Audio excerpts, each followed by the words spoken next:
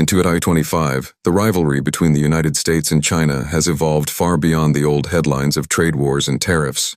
It's no longer just about economics. It's about who shapes the world's next chapter. This is a struggle over technology, power, and global influence, a contest that stretches across oceans, boardrooms, and battlefields alike. From rare earth elements buried deep in China's mountains to microchips fabricated in secretive Taiwanese labs, every grain of sand in this global system now carries political weight. Each policy, each sanction, each military maneuver echoes across markets and ministries. This is not a Cold War in the traditional sense.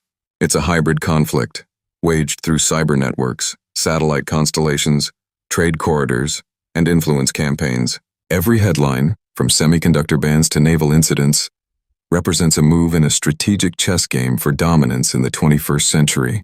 Diplomacy flickers between hope and hostility. Agreements are signed one week and shattered the next. The world watches closely because when these two giants collide, the shockwaves don't stop at the Pacific. They reach every capital, every economy, every person on the planet. So today we're breaking down the most dangerous sticking points between Washington and Beijing, the flashpoints that could decide whether this tension leads to cooperation or catastrophe. Because in this high-stakes struggle, the question isn't who wins next quarter, it's who leads the century. First up, rare earths. They sound ordinary, but they're the invisible heartbeat of the modern world. Every smartphone, electric vehicle, fighter jet, and guided missile depends on them. 17 obscure elements, names most people have never heard. Yet without them, the 21st century simply doesn't work. And here's where the balance of power tilts. China controls nearly 70% of global production and over 90% of processing capacity. No other nation even comes close. That dominance didn't happen overnight. Beijing spent decades building the infrastructure, refining techniques, and undercutting global competition until the world became dependent on Chinese supply. Now, in 2025, that control has turned into a geopolitical weapon. This year, China unveiled new export restrictions on rare earths. Rules so tight that even products containing trace amounts of Chinese minerals require special government licenses, and it didn't stop there. Beijing also banned foreign companies from helping other nations develop competing mining or refining projects overseas. The message was clear. If China wants, it can choke the world's tech supply chain, from semiconductors to fighter jets, in a matter of months. This isn't just an economic decision, it's strategic leverage on a global scale. In a world where chips are the new oil, China holds the tap. And every time Washington tightens sanctions on Chinese tech firms, Beijing now has the power to strike back. Not with missiles, but with minerals. Because in this new age of rivalry, control over raw materials has become as powerful as control over armies. And with rare earths, China doesn't just supply the world, it owns the foundation of its future. Next, semiconductors and artificial intelligence hardware. If rare earths are the blood of modern power, chips are its brain. Every economy, every army, every innovation in the 21st century runs on one thing. Tiny pieces of silicon no bigger than your fingernail, yet powerful enough to shape the destiny of nations.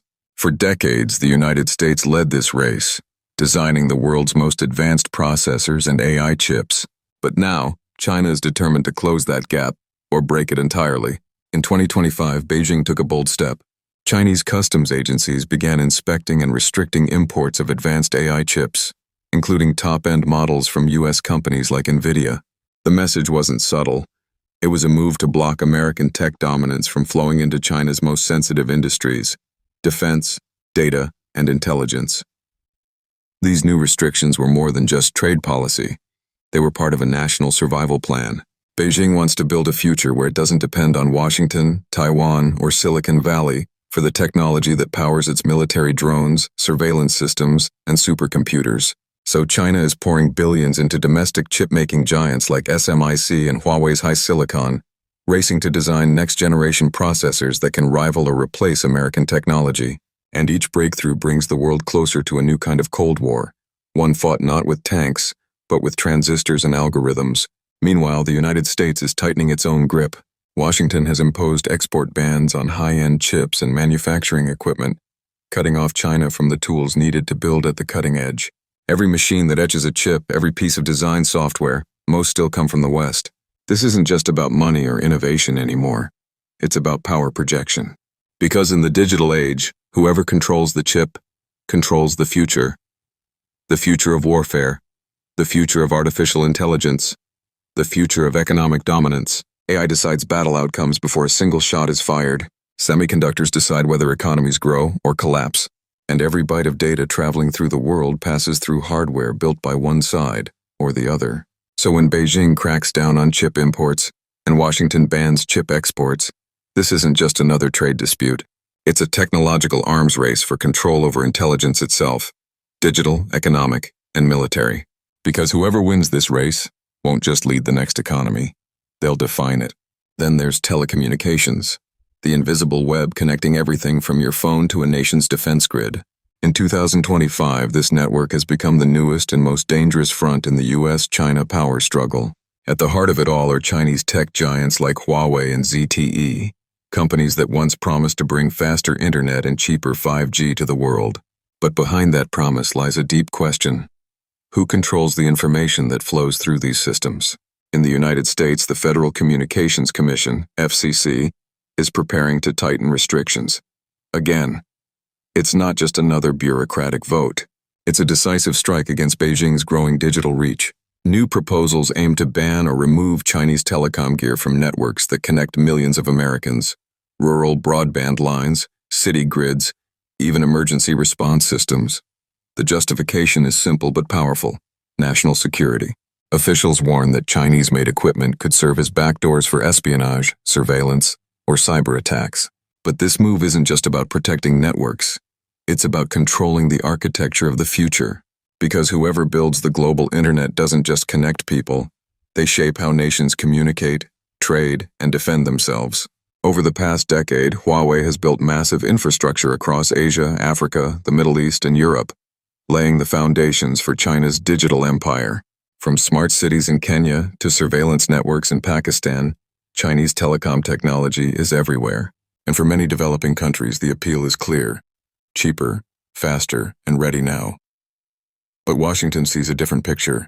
Each Huawei base station, each ZTE data router, could be one more node in a global surveillance network, a system Beijing could influence or control. So while Beijing calls it tech cooperation, Washington calls it digital infiltration. And now, the battle lines are drawn not on maps but in the cloud. The US is rallying allies: Japan, the UK, Australia, the EU, to remove or restrict Chinese telecom equipment.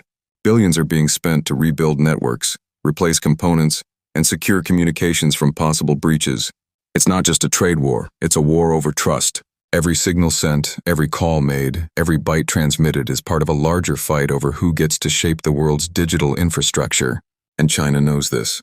Its strategy is long-term, embedding its systems, one antenna and one satellite at a time, into the veins of the modern world. Because once a country builds its digital foundation on Chinese technology, it's hard to ever unplug. So when the FCC tightens restrictions, it's not just blocking products, it's blocking Beijing's vision of a world wired through its control.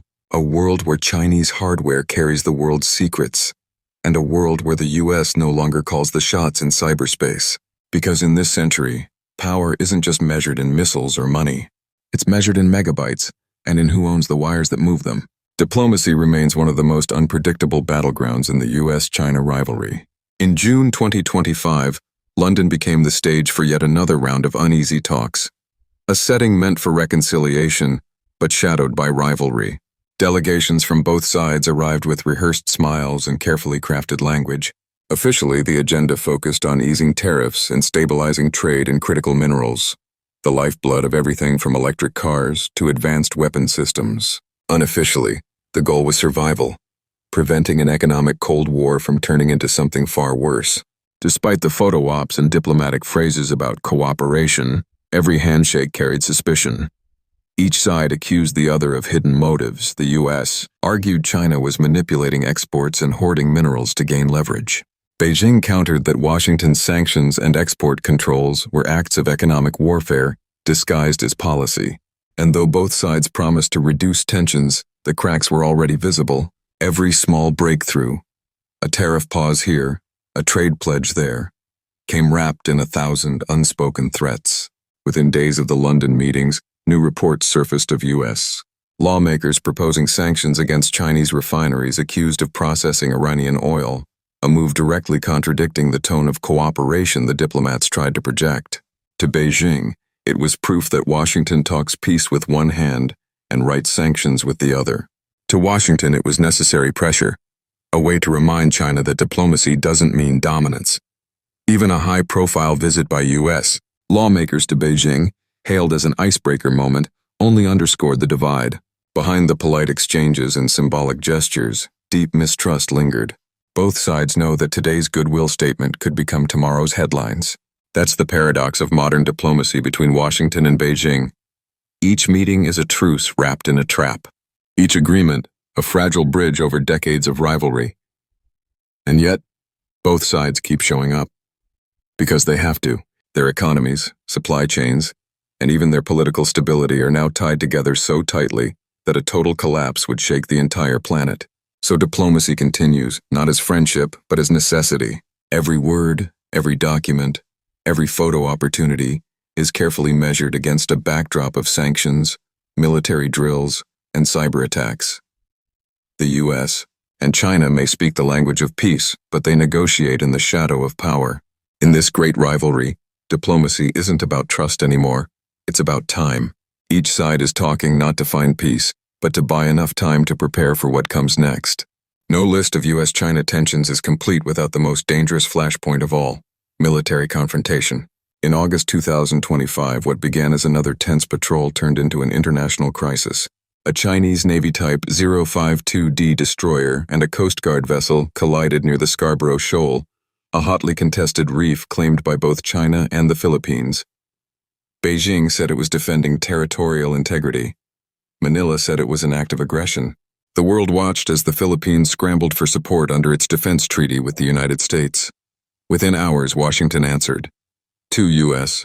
Navy warships, including a guided missile destroyer, moved into the area under the familiar banner of freedom of navigation.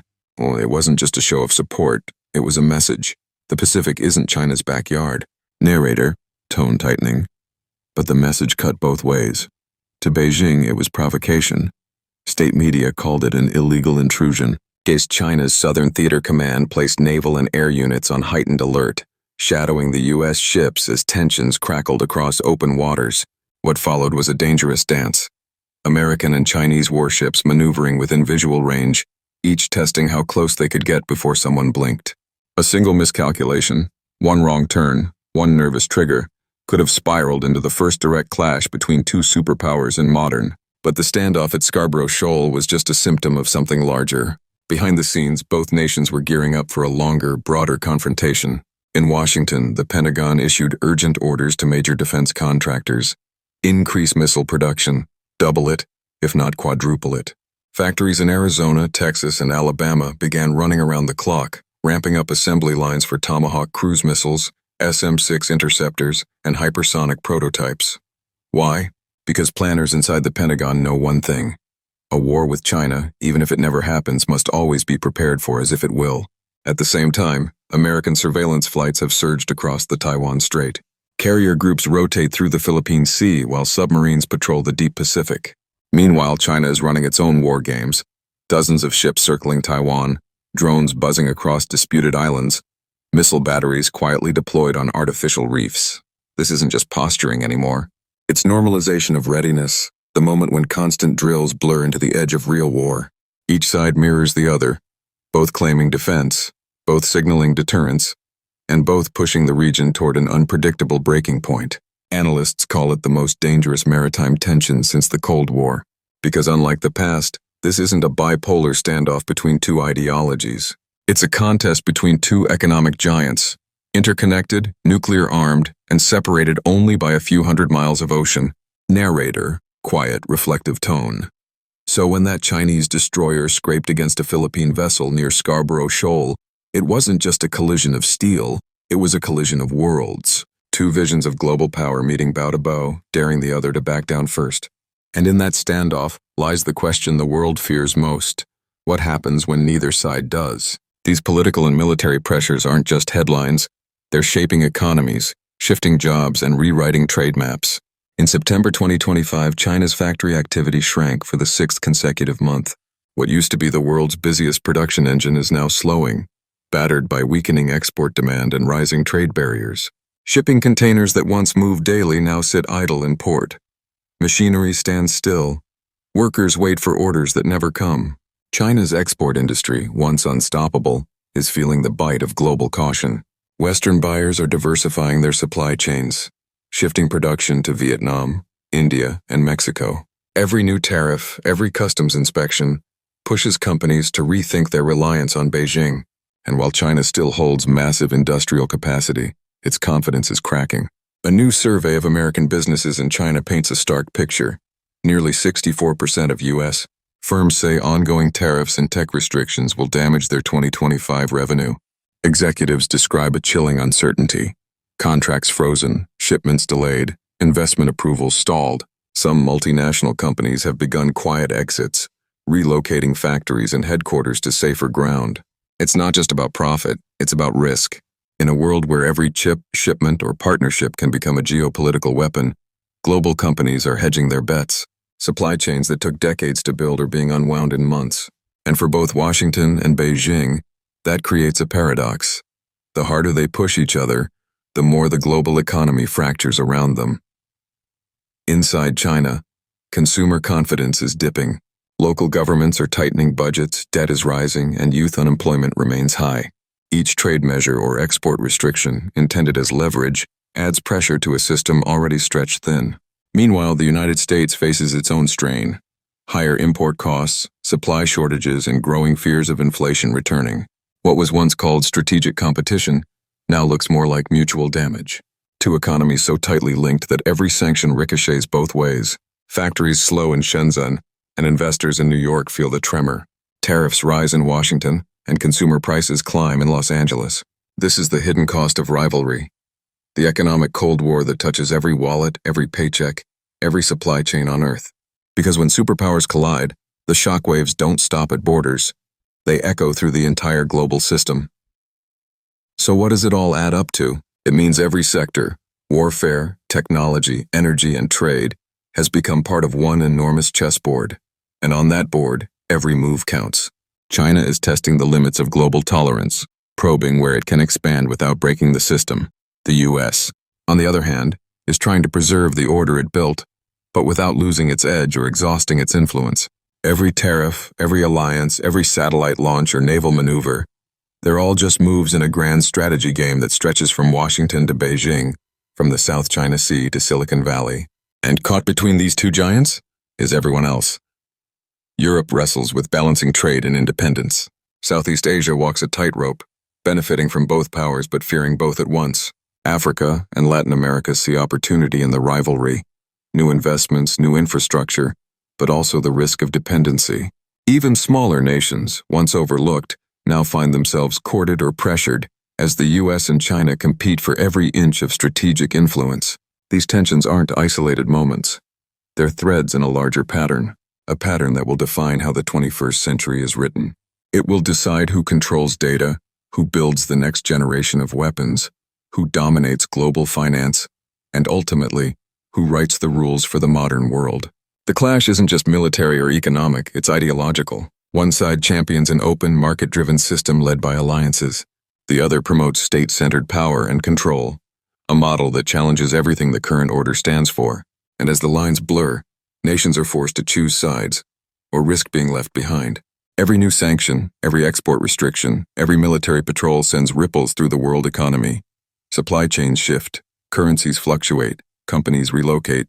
Even ordinary people, from factory workers in Guangdong to farmers in Iowa, feel the effects in prices, wages, and uncertainty. What's unfolding now isn't a temporary dispute. It's a slow, grinding realignment of global power. An era where every decision, from a chip ban to a naval exercise, could set the tone for decades to come. The truth is simple but unsettling. The world we knew, the post-Cold War balance, is fading.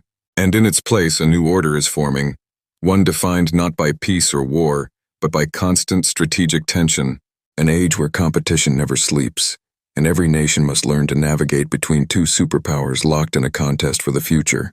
The United States and China stand at a crossroads. Each sticking point is not just a dispute, it's a high-stakes contest over who writes the rules of the 21st century. If these tensions escalate over chips, rare earths, military might, the world will follow. We'll see new alliances, fractured supply chains, and rising risks. But before that can happen, there's a chance for diplomacy. There's a chance to manage competition without conflict. The question is, will leadership around the world grasp it or let tensions spiral? Before you go, if you found this breakdown insightful, hit that like button, comment your thoughts below. Which of these tensions worries you most? And subscribe to Davy's Conflict Report for more deep dives into global power, conflict, and future trends. Don't forget to ring the bell so you don't miss what's next, because in this rivalry, the next move could decide the future.